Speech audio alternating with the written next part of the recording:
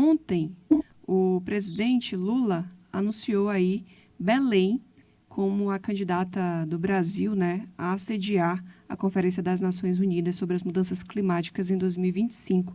Isso gerou uma polêmica em relação aqui ao Amazonas, né, nos bastidores e na internet também tinha muita gente comentando. Você tem alguma informação aqui sobre a reação das pessoas, né, governador, ou dessa polêmica?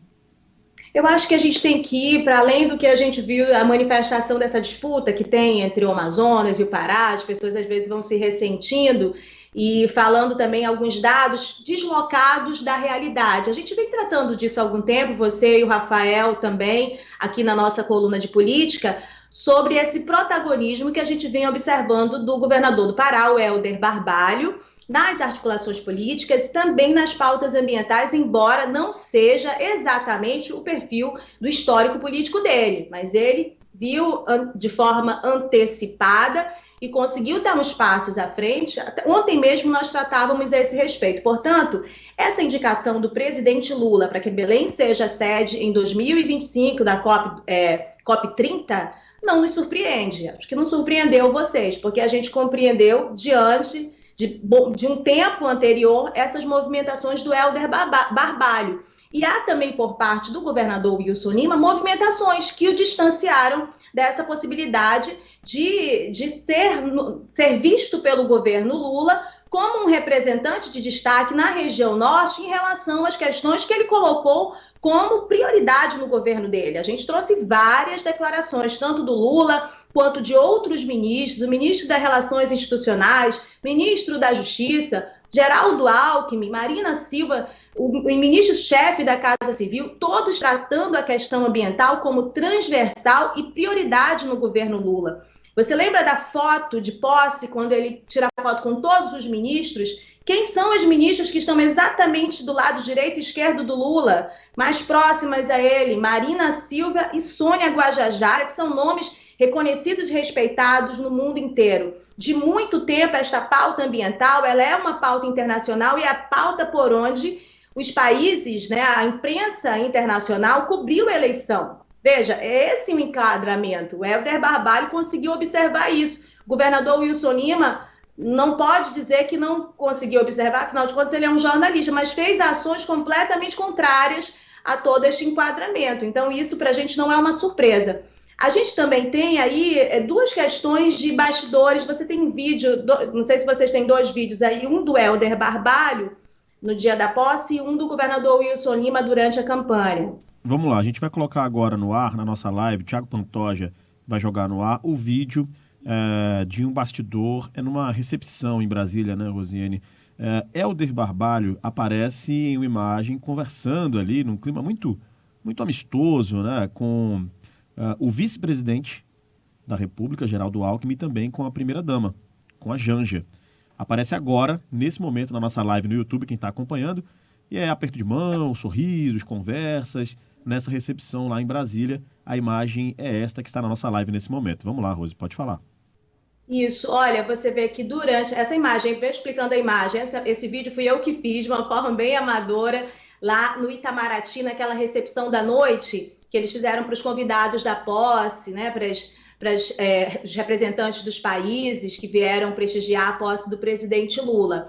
Eu estava num ambiente maior desses convidados, em que os jornalistas poderiam circular. Nesse local onde eu estava, estavam ministros do STF, o ministro Alexandre de Moraes, eu observei a imprensa internacional, e aí havia um salão mais reservado, esse aí é a antessala desse salão. No salão em que a Janja entra, depois que aparece nessa imagem, é a sala mais reservada onde estava o presidente Lula e, portanto, a primeira-dama também e algumas pessoas que estavam ali naquele ambiente. Nesta antessala, a gente flagrou aí nessa imagem quem? O governador do Pará, Helder Barbalho, muito à vontade, numa conversa mais próxima, que faz parte dessas construções de relação de proximidade com o governo. Veja, foi no momento em que o governador Wilson Lima optou por não estar presente lá. Ele foi, inclusive, a gente trouxe aqui na coluna, orientado por aliados que poderia trocar o momento, o horário da posse para se fazer presente, ao menos numa posição institucional, que mais uma vez a opção foi contrária. Veja, a gente não pode surpreender que nesse momento o governo Lula faça uma indicação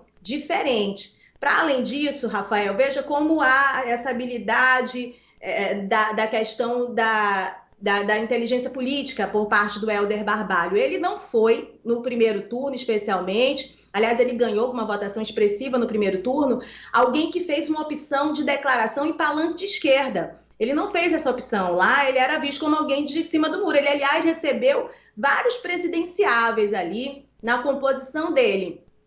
No entanto, ele serviu de uma forma muito estratégica para o governo Lula, porque a partir do apoio do governo dele, há uma representatividade de parlamentares de esquerda muito expressiva na Câmara dos Deputados. Então, o governo dele, a estrutura dele, ajudou essa base de apoio do Lula para este mandato. Ele também ajudou a reforçar o mandato do PT. O PT e a esquerda elegeram pouquíssimos parlamentares, né, nesse sentido na região norte, a gente já trouxe essa informação aqui. No entanto, veio do Pará a salvação em relação a essa representatividade de esquerda na região norte. O que fez o governo Wilson Lima? O governo Wilson Lima é responsável pela ajuda e pelo apoio da eleição de uma bancada extremamente direita, e muitos representantes bolsonaristas, que devem ser aí pontos problemáticos para o governo federal em relação a votações que sejam importantes na condução do governo federal. Veja onde estão esses detalhes de relações. Para além disso, a gente tem mais um vídeo aí que eu acho que é bem emblemático para quem tem dúvida, dizendo o Pará lidera em questões de desmatamento. Isso já é um histórico que o Helder recebeu. O histórico que o governador Wilson Lima recebeu era de um estado que estava entre os que menos desmatavam. No entanto, durante o governo Wilson Lima, as pessoas que ele delegou e a forma como ele conduziu essa política ambiental colocaram o estado do Amazonas numa explosão de desmatamento e também à frente de pautas muito complicadas em relação à questão da segurança dos povos indígenas. O que faz o Helder Barbalho? Em meio a uma política completamente contrária à proteção ambiental, na condução estadual, ele conseguiu construir e levantando fundos que ajudavam iniciativas e entidades indígenas, chamou essas pessoas para o diálogo, para a conversa, isso é reconhecido por próprias lideranças indígenas, não no sentido de, como o Helder Barbalho é o melhor, mas que ele conseguiu dar uma impressão diferente diante de muitos governadores bolsonaristas na região norte. Outro dado: você lembra quando foi divulgado os últimos índices de desmatamento que mostraram mais uma vez o Amazonas na frente numa explosão de desmatamento e colocando ali a perspectiva da BR-319 como um dos principais fatores nessa questão? No Pará, por exemplo, há um reconhecimento de controle dessa subida do desmatamento e colocam isso na conta de ações do governo estadual. Então, portanto, o governador eleito, Helder Barbalho, veja como ele constrói antecipadamente uma outra imagem. Seria muita incoerência do governo Lula buscar essa sede para Manaus. A gente ia passar alguns constrangimentos o próprio governo ia passar alguns constrangimentos, porque a cobertura internacional cai em cima de todos esses dados que são incoerentes. Para além disso, aí a gente vale uma observação: Manaus é uma cidade completamente contrária às suas origens, né? A Manaus trata muito mal os povos originários, indígenas de área urbana. Manaus é muito perversa, inclusive com a sua cultura em relação aos igarapés, né? Quantos dos nossos antepassados, eles tinham essa coisa dos balneários. Hoje nós estamos completamente, temos de abrir mão dessa nossa cultura em relação aos balneários, porque os igarapés são extremamente locais completamente poluídos, né? Em Manaus não tem nada que se volte a tentar enfrentar esse problema, fora uma série de outras coisas em relação à questão climática. Por fim, eu queria que a gente fechasse com um vídeo da própria fala do governador Wilson Lima durante a campanha. Tem gente dizendo, levantando a ideia de que se vai criar uma reserva ali. Esqueça que não há a menor possibilidade disso acontecer. E eu vou lutar contra quem quiser fazer isso. Eu vou até as últimas consequências.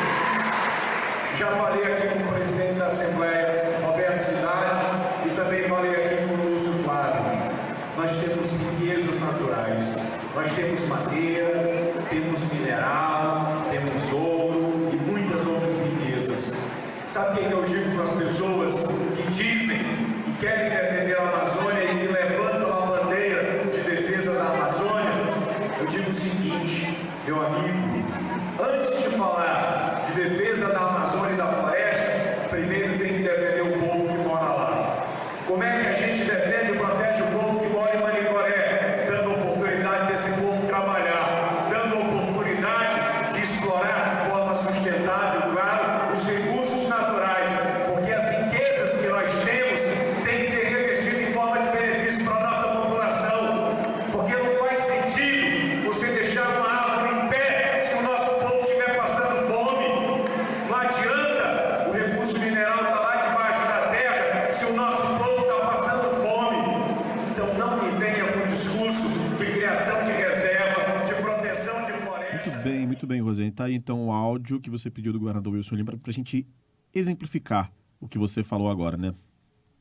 Não precisa nem de muito comentário, completamente contrário à questão ambiental, totalmente truncado, quer dizer, agrada aos ouvidos de pessoas mais rasas que não compreendem que elas podem ter possibilidades de sustentabilidade, de sobrevivência muito mais eficientes e corretas, mas não sendo, apoiando um governo que seja completamente contrário, que vai lutar com todas as suas forças contra a criação de reserva. Veja, o discurso está aí, defende a derrubada da madeira para poder não ter gente passando fome. Acho que o Amazonas não está nesse nível. O Amazonas tem outras possibilidades, outros tipos de compromisso que podem ser assumidos com essa população, mas o governador fez sempre uma opção por um discurso muito alinhado com o Bolsonaro.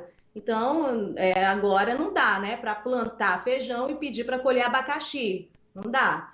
Não nos surpreende essa escolha, essa opção do governo federal por todas essas questões e esses contextos em relação à COP30 de 2025. Rosiane Carvalho, muito obrigado pela coluna de hoje. Até a próxima. Até a próxima.